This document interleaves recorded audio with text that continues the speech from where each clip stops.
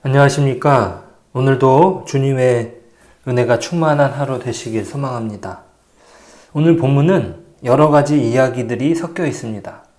그래서 어떻게 이 이야기들이 서로 연결되어 있는지 살펴볼 필요가 있습니다. 결혼에 대하여 이야기를 하고, 남녀 간의 잠자리에 대하여 말하고, 결혼하지 않은 독신에 대하여서도 말하고, 이혼에 대해서도 말합니다. 거기에 대하여 할례와 무할례를 말합니다. 그리고 종이나 자유인에 관한 노예 제도에 대하여 말합니다. 이 모든 것은 당시의 그리스도인의 삶에 대하여 사도 바울이 대답을 주는 것이라 생각합니다. 7장 서두는 이렇게 시작합니다. 너희가 쓴 문제에 대하여 말하면 이것은 아마도 고린도 교인들이 여러 질문들을 사도 바울에게 했을 것입니다. 거기에 대하여 사도 바울이 어떤 의견을 가지고 있는지 말해주고 있습니다. 이 대답의 중요한 원리는 강요가 아닌 각자의 상황에 따른 인격적인 반응입니다. 자신을 숨기지 않으며 있는 그대로 반응하는 것이죠. 거짓의 가면이 아니라 있는 그대로 주님께 나아가는 것입니다. 그것이 그리스도인의 삶이죠. 당시 교회 안에는 도덕적 규제로 완전히 벗어 던져야, 도덕적 규제도 완전히 벗어 던져야 한다고 주장하는 사람도 있었습니다. 모든 것이 가하다고 말하면서 말이죠. 또 반대로 엄격한 도덕을 신봉하는 사람들도 있었습니다. 그들은 당시 유명한 철학자들의 견해를 따라 사람들에게 금욕을 강요합니다. 이미 결혼했다면 부부간 잠자리도 피하라고 권장합니다. 이런 면에서 바울의 권면은 방종도 아니요. 그렇다고 금욕도 아닙니다. 사람에게 있는 욕구를 인정하면서 그것을 어떻게 극복해 갈 것인지 가르침을 주는 것입니다. 바울 사도는 음행 때문에 반드시 결혼을 해야 한다고 말하는 것이 아닙니다. 그의 말은 결혼한 사람이 잠자리를 하지 않을 경우 다른 데서 비행을 저지르도록 유혹받을 위험이 있다는 뜻이죠. 음행이 일어날 만한 유혹은 금욕을 강요하는 데서 비롯된다는 말입니다. 영적으로 유익을 위한다고 강요했지만 그에 못지않은 위험이 도사리고 있었던 것입니다. 욕구를 부정하는 것이 아니라 그것을 인정하며 어떻게 살 것인가를 제시하는 것입니다. 실제로 어떤 사람들은 그리스도인 남성이 창녀를 찾아가는 6장의 문제가 영적 삶을 풍성하기 위하여 잠자리를 피하기로 마음먹은 그리스도인 여성들 때문에 일어났다고 주장하기도 했습니다. 바울 사도는 금욕주의를 말하는 것이 아닙니다. 겸허히 그 사람됨을 인정하는 것이죠. 바울 사도는 기도 생활을 위하여 부부가 잠시 잠자리를 피할 때가 필요하다는 것을 부인하는 것이 아닙니다. 그렇다고 그것이 금욕 자체가 그들을 더 높은 영적 수준으로 끌어준다고 시사하는 것도 아닙니다.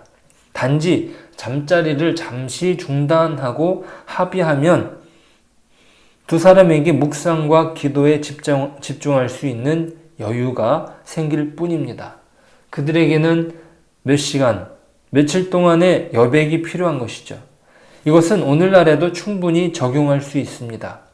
금욕이 유익이 있지만 그것이 영구적이어서는 안 됩니다.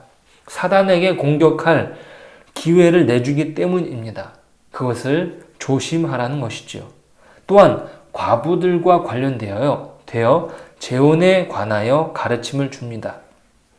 그것은 재혼하라는 사회적 압력과 다른 한편으로는 영원한 독신을 주장하는 금욕주의자들의 압력 사이에서 중요한 원칙을 알려줍니다.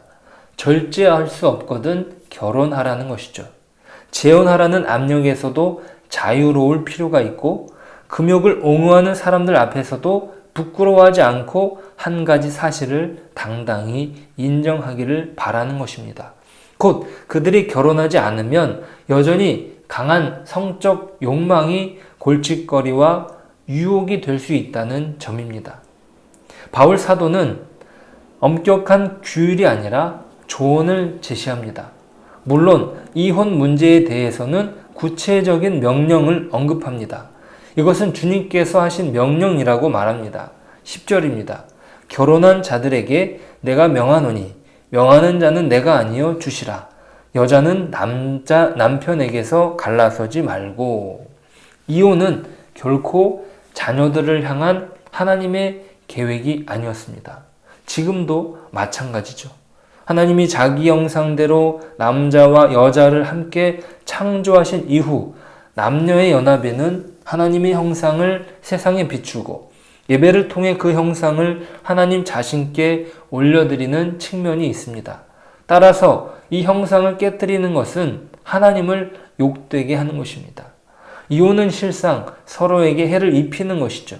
그 상처는 당사자들 뿐만 아니라 자녀에게 큰 상처를 주게 됩니다. 그리고 한편이 비그리스도인의 경우 이혼을 허용해야 하는지를 다룹니다. 여기서 핵심은 어떤 부정한 것을 금기시 여기던 정결법을 어떻게 적용하는지를 보여줍니다. 그것은 거룩이 부정보다 훨씬 더 강력하다는 것이에요. 이것은 예수님께서 나병 환자를 비롯해 여러 부정한 사람을 만지시고 도리어 그들을 치료해 주셨던 것과 같은 원리입니다. 믿지 않는 배우자가 도리어 그리스도인 배우자로 인하여 도리어 그리스도 안에 머물게 된다는 것입니다. 그리스도인이 된다고 하여서 반드시 그 관계를 훼손할 필요가 없습니다. 다른 배우자가 이교도인으로 부정한 의식을 치르는 부정한 사람이라 해도 말이죠. 하지만 비그리스도인 반려자가 이혼을 원한다면 그리스도인은 애써 결별을 반대할 필요가 없습니다. 그것은 각자에게 주어진 몫이기도 합니다. 어떠한 것도 강요로 이루어지지 않습니다. 이것은 주께서 각 사람에게 나눠주신 대로 하나님의 각 사람을 부르신 그대로 행하라는 것입니다. 이 말씀은 17절과 20절, 24절에서 반복됩니다.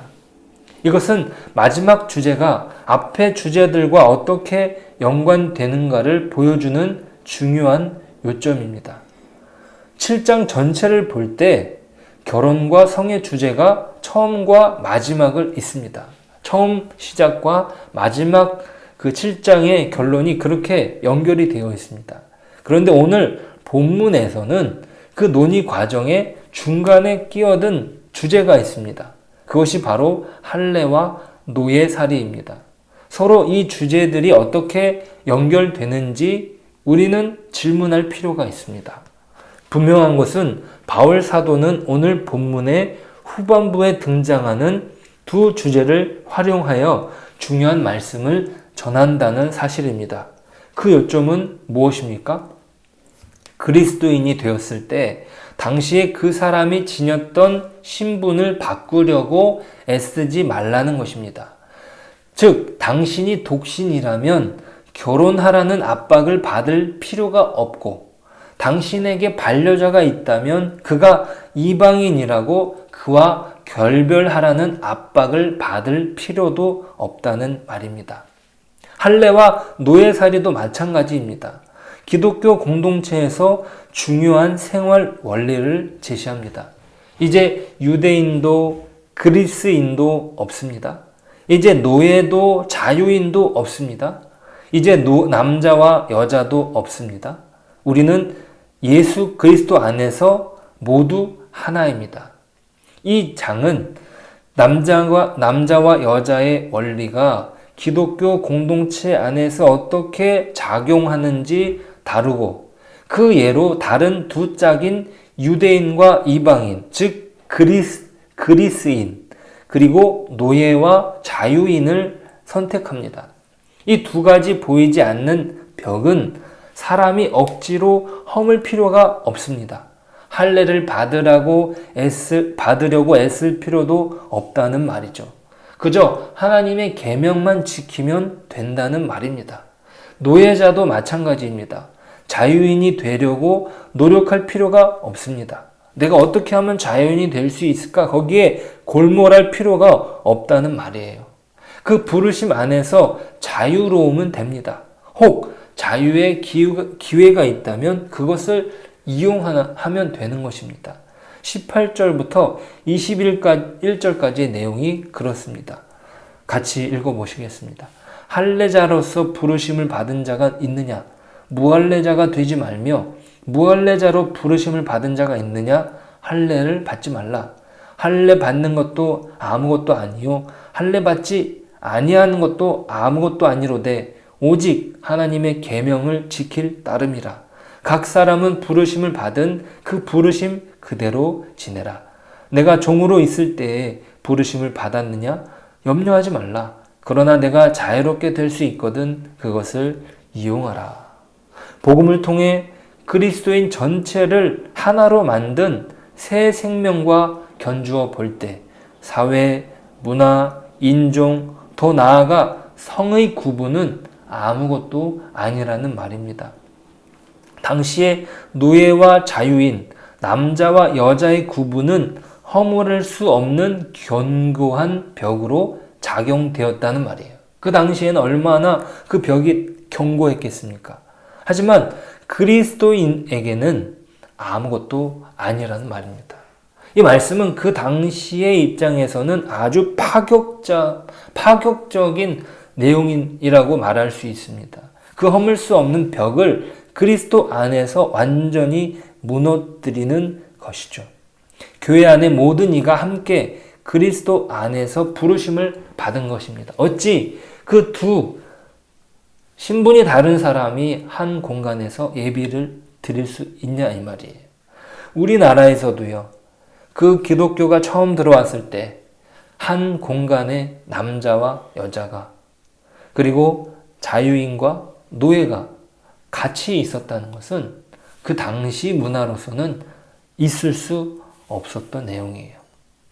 자, 여기에서 사도 바울이 말하는 것은 복음을 통한 하나님의 부르심, 사람들을 믿음에 이르게 하고 메시아의 백성에 속하게 하는 부르심이 사회적, 문화적 신분보다 훨씬 중요하다는 것입니다.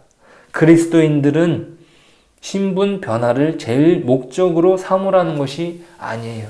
그리스도 안에서 그 모든 것이 하나님께 영광을 올릴 수 있는 통로가 됩니다. 우리는 우리 자신에게 물어야 합니다.